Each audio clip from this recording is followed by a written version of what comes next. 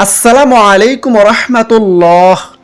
প্রিয় দর্শক, আজকের ভিডিওতে আলোচনা করব ইয়া যাল জালালি ওয়াল ইকরাম কোন সময় কতবার পড়লে মনের আশা পূরণ হয়, দোয়া কবুল হয়, আল্লাহ তাআলার সন্তুষ্টি অর্জন হয় এবং ইয়া যাল জালালি ওয়াল ইকরাম যুক্ত একটি ইসমে আজমের দোয়া বাংলা উচ্চারণ সহ শিখিয়ে দিব।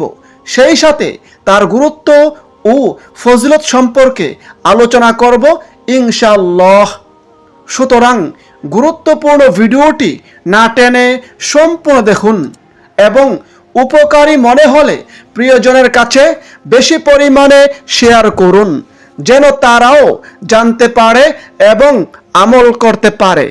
আর আমাদের চ্যানেলের নতুন দর্শক হলে চ্যানেলটি এখনই সাবস্ক্রাইব করে পাশের বেল আইকনটি অল নোটিফিকেশন করে রাখুন, যেন পরবর্তী ভিডিওগুলো সহজেই পেয়ে যান। তাহলে চলুন আমরা মূল ভিডিওটি এখনই শুরু করি। প্রিয় দর্শক, আল্লাহ তাআলার ৯৯টি গুণবাচক নাম রয়েছে। এর মধ্যে অন্যতম নাম হচ্ছে জুল জালালি ওয়াল ইকরাম। এটি ইসমে আজম বা বড় নাম। জালাল শব্দের অর্থ মর্যাদাবান এবং ইকরাম শব্দের অর্থ সম্মানিত। আল্লাহর বরত্ব বা শ্রেষ্ঠত্ব প্রকাশ করতে যেসব নামে ডাকা হয় সেগুলোকে ইসমে আজম বলা হয়। ইয়া যাল জালালি ওয়াল ইকরাম, আল্লাহর এই নামটি পবিত্র কোরআনে ২বার এসেছে। সূরা রহমানের ২৭ নম্বর এবং ৭৮ নম্বর আয়াতে রয়েছে। ইয়া যাল জালালি ওয়াল ইকরামের অর্থ হচ্ছে সমস্ত সৃষ্টি জগতের মালিক, যিনি সৃষ্টিকুল হতে ভয় পাওয়ার হকদার ও একমাত্র প্রশংসার যোগ্য, মহৎ বড় দয়া ও ইহসানের অধিকারী। জুল জালালি ওয়াল ইকরাম মহান আল্লাহ তাআলার গুণবাচক নামগুলোর মধ্যে অন্যতম। আল্লাহকে ডাকার সময় এই নামের আগে ইয়া যুক্ত করে বলতে হবে ইয়া যাল জালালি ওয়াল ইকরাম, ইয়া যাল জালালি ওয়াল ইকরাম। হাদিসে আল্লাহর রাসূল সাল্লাল্লাহু আলাইহি সাল্লাম বলেছেন, তোমরা সব সময় ইয়া যাল জালালি ওয়াল ইকরাম পড়াকে অপরিহার্য করে নাও। অর্থাৎ এই হাদিসে সব সময় এই নামের জিকির করার জন্য আল্লাহর রাসূল সাল্লাল্লাহু আলাইহি সাল্লাম নির্দেশ করেছেন। হাদিসটি তিরমিজি শরীফে বর্ণিত হয়েছে। এখন কথা হচ্ছে কোন সময় কতবার পড়বেন। উত্তরে বলবো, এটি যেহেতু আল্লাহ তাআলার একটি জিকির, তাই যখন ইচ্ছা দিনে রাতে যে কোনো সময় এই জিকিরের আমল করতে পারেন। কতবার পড়তে হবে সে সম্পর্কে কিছুই বলা হয়নি। যতবার ইচ্ছে পড়তে পারেন, তবে আমি বলবো যত বেশি পড়তে পারেন ততই ভালো হয়। যখনই পড়বেন কমপক্ষে এক তাসবিহ অর্থাৎ ১০০বার পড়ার চেষ্টা করুন। দর্শক, জুল জালালি ওয়াল ইকরাম এটি একটি জিকির, আর জিকিরের অসংখ্য ফজিলত ও পুরস্কার রয়েছে। আল্লাহ তাআলা তার বান্দাদেরকে সবসময় তার জিকির করার জন্য নির্দেশ করেছেন। জিকির মানে হচ্ছে আল্লাহ তাআলাকে স্মরণ করা। আল্লাহ তাআলা পবিত্র কোরআনে বলেন, হে মুমিনগণ, তোমরা আল্লাহকে অধিক পরিমাণে স্মরণ করো এবং সকাল সন্ধ্যায় তার পবিত্রতা ঘোষণা করো।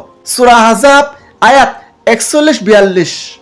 আল্লাহ তাআলা পবিত্র কোরআনের অন্য স্থানে বলেন, হে মুমিনগণ, তোমরা যখন কোনো দলের মোকাবেলা করবে তখন অবিচল থাকবে, আল্লাহকে বেশি করে স্মরণ করবে, যাতে তোমরা সফলতা অর্জন করতে পারো। সূরা আনফাল আয়াত ৪৫। দর্শক, জিকির অন্তরের মরিচা দূর করার অন্যতম মাধ্যম।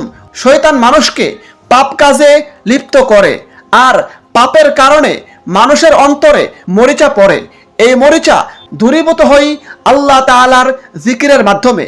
এ প্রসঙ্গে হাদিসে রয়েছে, হযরত আব্দুল্লাহ ইবনে ওমর রাদিয়াল্লাহু আনহু বর্ণিত আছে, আল্লাহর রাসূল সাল্লাল্লাহু আলাইহি সাল্লাম বলেছেন, প্রত্যেক বস্তু পরিষ্কার করার উপকরণ আছে, আর অন্তরের ময়লা পরিষ্কার করার উপকরণ হলো আল্লাহর জিকির।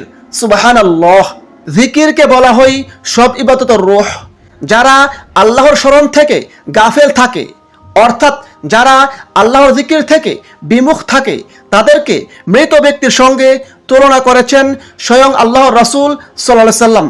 এ প্রসঙ্গে হাদিসে রয়েছে, হযরত আবু মুসা আশআরী রাদিয়াল্লাহু আনহু হতে বর্ণিত আছে, আল্লাহর রাসূল সাল্লাল্লাহু আলাইহি সাল্লাম বলেছেন, যারা আল্লাহর জিকির করে এবং যারা আল্লাহর জিকির করে না তাদের দৃষ্টান্ত হচ্ছে জীবিত ও মৃতের মতো।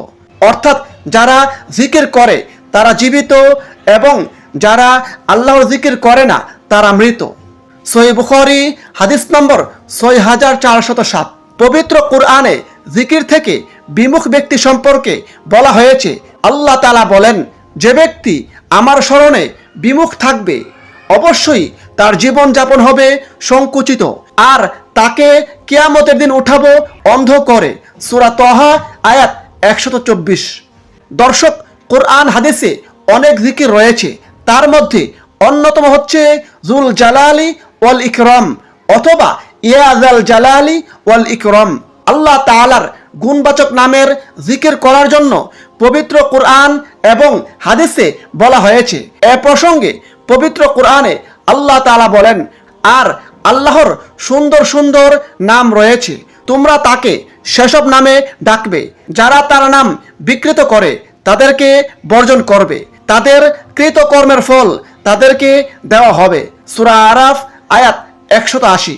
হাদিসে রয়েছে, আল্লাহর রাসূল সাল্লাল্লাহু আলাইহি সাল্লাম ফরজ নামাজের সালাম ফিরানোর পর আপন স্থানে বসা থাকা অবস্থায় এই দোয়াটি পড়তেন, আল্লাহুম্মা আনতাস সালামু ওয়া মিনকাস সালামু তাবারাকতা ইয়া যাল জালালি ওয়াল ইকরাম। আমি আবারও বলছি, আল্লাহুম্মা আনতাস সালামু ওয়া মিনকাস সালামু তাবারাকতা ইয়া যাল জালালি ওয়াল ইকরাম। দর্শক, এখন আসুন ইয়া যাল জালালি ওয়াল ইকরাম যুক্ত একটি ইসমে আজমের দোয়া বাংলা উচ্চারণ সহ শিখিয়ে দেই। তারপরই এই দোয়ার ফজিলত প্রসঙ্গে হাদিসে কি বলা হয়েছে সে সম্পর্কে হাদিসটি জানিয়ে দিব ইনশাআল্লাহ।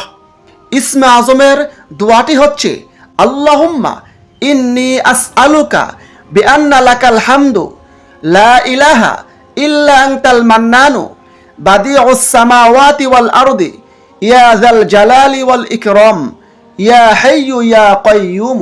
হাদিসে রয়েছে, হযরত আনাস রাদিয়াল্লাহু আনহু বলেন, আমরা নবী করিম সাল্লাল্লাহু আলাইহি সাল্লামের সঙ্গে বসা ছিলাম, তখন ওইখানে এক লোক এসে নামাজ পড়ে এই বলে দোয়া করলো, আল্লাহুম্মা ইন্নী আসআলুকা বিআন্না লাকাল হামদু লা ইলাহা ইল্লা আনতাল মান্নানু বাদিউস সামাওয়াতি ওয়াল আরদি ইয়া যাল জালালি ওয়াল ইকরাম ইয়া হাইয়্যু ইয়া কাইয়্যুম।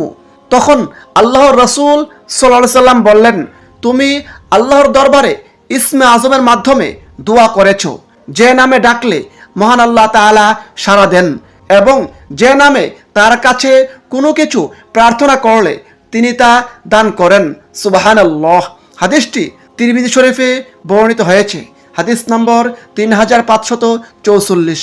আবু দাউদ শরীফ হাদিস নম্বর 1495।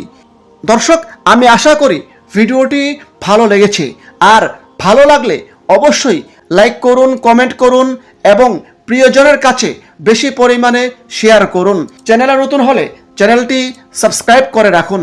মহান আল্লাহ তাআলা আমাদের সকল মুসলিম উম্মাহকে আমলটি করার তৌফিক দান করুন। আমিন। আসসালামু আলাইকুম ওয়া রাহমাতুল্লাহ।